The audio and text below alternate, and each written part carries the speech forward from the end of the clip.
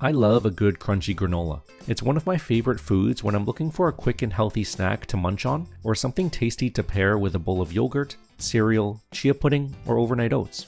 When I started making my own homemade granola and realized just how easy it was to make, I never went back to store-bought granola ever again. It's so easy to customize with my own ingredients, so I know exactly what I'm putting into it without any artificial additives. I also love that I can adjust the sweetness level to my liking, and it's also more affordable than buying it pre-packaged from the store. The best part is I can make this with wholesome, nutritious ingredients like oats, nuts, seeds, and dried fruits, all things that I typically always have in my kitchen. Today, I'll show you 4 of my favorite homemade granola recipes, and I'll show you how to make these either as loose granola, which works great as a tasty topping, or as big, chunky granola clusters that are perfect for snacking. This recipe requires just a few minutes of prep time, but as with many recipes, I'll often have some idle time while I'm waiting for the food to bake, chill, or harden. One of my favorite things to do while I wait is to grab my iPad and turn on a relaxing game.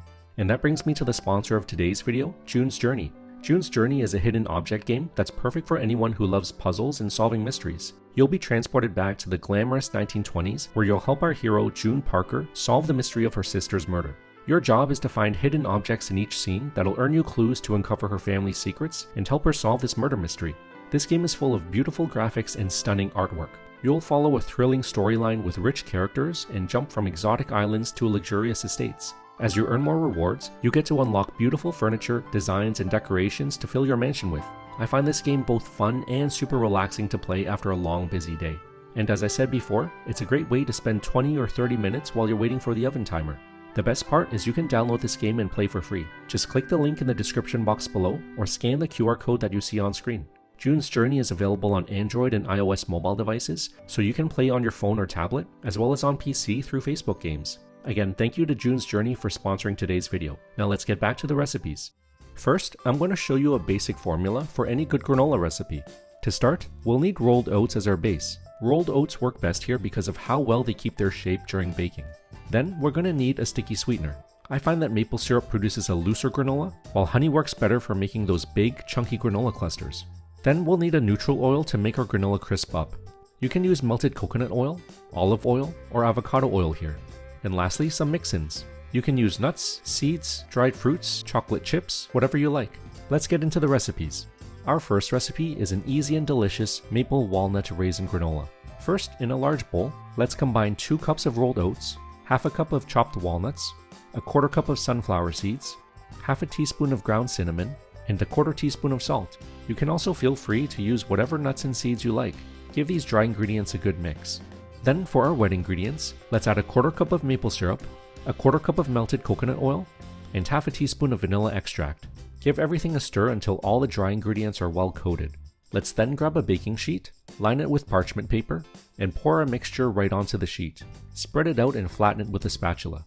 We're then going to preheat our oven to 300 degrees Fahrenheit and then bake it for 25 to 30 minutes. Keep in mind that all ovens are different, so cooking times may vary. Let's give it a quick stir halfway through baking, which will help the oats bake a little bit more evenly.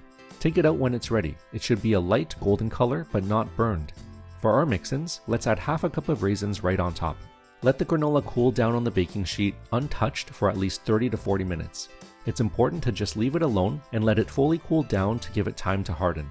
When it's fully chilled, just break up any clumps with your hands in order to get a loose granola like this. While you'll still get some small clusters of granola, this recipe will be on the looser side because I'm using maple syrup. That makes it great to use as a topping, but if you prefer big, chunky granola clusters, I'll show you how to do that in the next few recipes. You can store this away in an airtight container like a mason jar for 1 to 2 weeks at room temperature, or in the freezer for up to 3 months.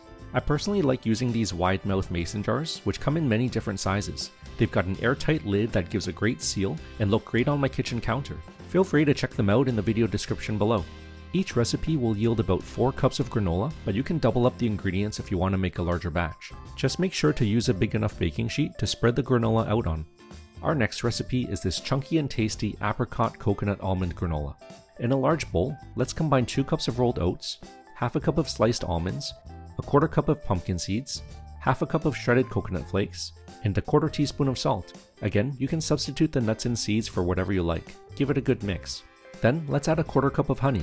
Honey is the key ingredient that's going to help everything stick together to give us those big chunky clusters. Mix in a quarter cup of melted coconut oil, and 1 teaspoon of vanilla extract. Give everything a good stir until the dry ingredients are well coated. We're then going to grab a baking sheet lined with parchment paper and pour our mixture right onto the sheet. Spread it out and make sure to press it down firmly with a spatula to flatten and compress everything, which will help the granola stick together. We're then going to bake it in a preheated oven for 25 to 30 minutes at 300 degrees Fahrenheit. This time I'm not going to stir it halfway through so that I can keep the granola stuck together. While it's baking, I'm going to chop up about half a cup of dried apricots into tiny pieces. When the granola is ready, take it out and add the chopped dried apricot right on top. Let it cool down on the baking sheet for at least 30 to 40 minutes. Again, we want to leave it alone to give it time to harden. When it's fully chilled, we can see that the granola has hardened and stuck together into a thick flat sheet. We can then break this apart into whatever size of granola clusters we like.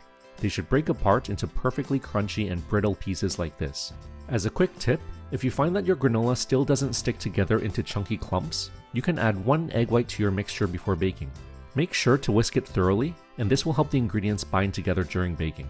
Store it in an airtight container like a mason jar, and keep it on your counter for 1 to 2 weeks or freeze it to stay fresh for longer. This recipe packs a delicious and rich coconut taste that's super addictive to snack on throughout the day, or to enjoy with overnight oats or a bowl of cereal. Our next recipe is for the chocolate lovers, a chocolate pecan blueberry granola.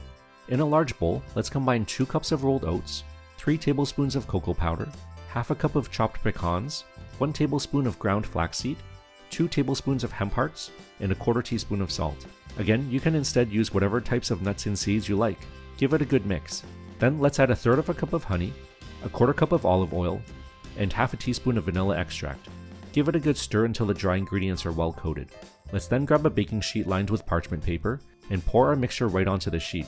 Spread it out and press it down with a spatula to flatten and compress everything so it's tightly packed. We're then going to bake it in a preheated oven for 25 to 30 minutes. When it's done baking, take it out and let it cool down for at least 30 to 40 minutes to give it time to harden. When it's fully chilled, let's add a 1/4 cup of chocolate chips and half a cup of dried blueberries right on top. For this recipe, make sure to do this after the granola has chilled, or else you're going to melt the chocolate chips. Now that the granola has hardened into a thick, brittle, flat sheet, we can break this apart into smaller, crunchy chunks in whatever size we like. I love this recipe as a healthy, chocolatey, crunchy snack to munch on, as a bowl of delicious chocolatey cereal for breakfast, or with a couple spoonfuls of Greek yogurt. Our final recipe is this nutty and delicious peanut butter cranberry granola. In a large bowl, let's combine 2 cups of rolled oats, half a cup of chopped walnuts, 2 tablespoons of chia seeds, 2 tablespoons of sunflower seeds, half a teaspoon of cinnamon, and a 1/4 teaspoon of salt. Give it a good mix. Then let's add a 1/4 cup of honey and a 1/4 cup of natural peanut butter, or you can use seed butter instead if you prefer.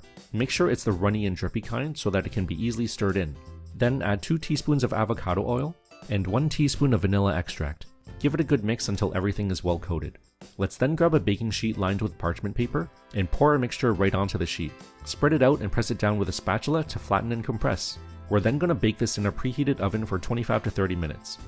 When it's done baking, take it out and top it off with half a cup of dried cranberries. Let it cool down for at least 30 to 40 minutes to give it time to harden.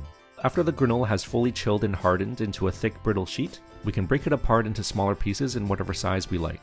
I'm a big fan of this granola flavor, which has a really delicious nutty taste with peanut butter that makes it extra filling. Again, enjoy these big, chunky clusters in a bowl of milk as breakfast cereal or as a convenient grab-and-go snack. As you can see, it's so easy to make your own healthy versions of granola at home with just a few simple wholesome ingredients. They're fantastic to have on hand as a nutritious snack, and great to add as a tasty boost to your yogurt, puddings, oatmeal, and cereals. While I've shown you some of my own favorite recipes today, you can customize these with whatever nuts, seeds, dried fruits, and flavors you like. If you give this a try, I'd love to hear what you think. Until next time, thanks for watching. If you'd like to watch more, click here for another video.